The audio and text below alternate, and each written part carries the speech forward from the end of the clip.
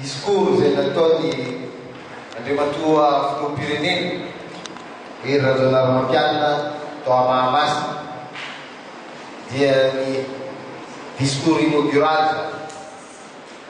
Rehefa nisy ny fametrahana ny atao hoe PGE na politika ankapobeny fanjakana dia nisy ny vina izay miteny hoe mettons en place un Madagascar prospère et moderne.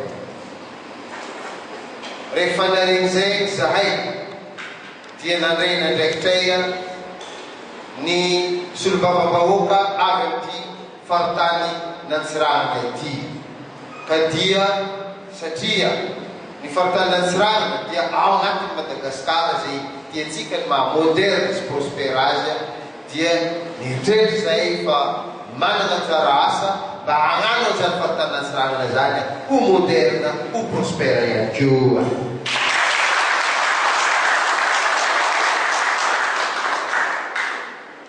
Ny fivoriana izay natao teto nanomboka omaly dia fivoriana izay nahafahana namory ny mpanangola avy any ivelany, avy amin'ny firenena maromaro, avy any Italie, avy any Frantsa, avy any Belgique, avy any Malaisie, avy any Chine, misy koa ny solotena avy any Inde. Nahafahandrareo zany mifanakalo hevitra amin'ny député, amin'ny tompon'andraikitra eto Madagasikara ary amin'ny solotena ny vahoaka vitsivitsy.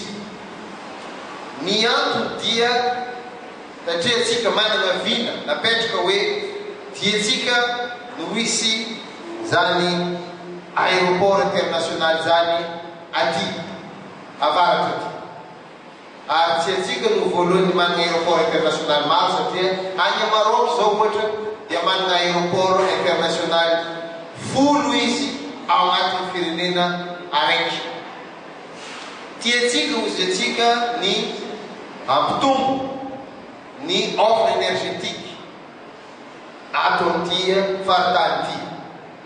Tiantsika ny ametraka port maventy ato. Tiantsika eritreretintsika ny ametraka ny atao hoe zone industrielle aty amin'ny faritra Nosy. Ka noho zany dia nikaitsika reny olona reny mba ifampiresaka ro samy ro ary ahafahan'ireo manapa-kevitra afaka andro vitsivitsy, afaka herinandro vitsivitsy hoe hiroso. Ka araka ny hitantsika tamin'le résolution teo dia misy ny finiavana avy amin'ireo mpampiasa vola reo handroso, hanatanteraka an'ireny vina ireny. Zany ny toy ity asa ity.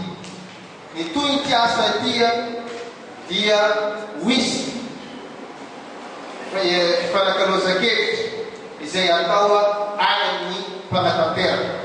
Satria efa nagnano ny anjara asany ny aty amin'ny antenimieram-pirenena ny solombavam-bahoaka avy aty amin'ny faritany n'Antsiranana ary hoentinay any am-panatanteraka ny tolo-kevitra avy aty amin'ny ty fivoriana ity. Ary ao anatin'izay dia hoisy fandresea-davitra mba ahafahana zany mitondra an'izany vetsivetsy, an'izany nofinofy ny filoham-pirenena zany vetsivetsy ny vahoakany Antsiranana zany hoe prospère et moderne any amin'ny fampiarana ary tanteraka tokoa ane izay zavatra zay. Reto namana rahalahy député izay vono tokoa hitondra an'izany fampandrosoana an'ity faritany n'Antsiranana ity. Merci makasitra.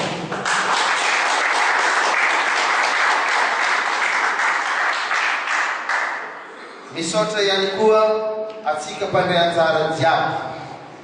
Aoka atsika ahay amazava any amin'ny vahoaka isanisany any fa hoe ny famorona asa no kendretsika, ny fagnenina, ny fahantrana no tanjo. Io moa amparitretena tanteraka no agnanovana zany adidy zany, fa zay ndraiky raha toagna nareo hitanareo fa efa vono ny zareo mpanambola izay ato amin'ny mpagnano-lalàna dia efa pare koa ka dia anjarany any am-panatanteraka sisa no magnano signature contrat sy ny sisa mba ahafahantsika miegna an'izany fandrosoana zany azoazo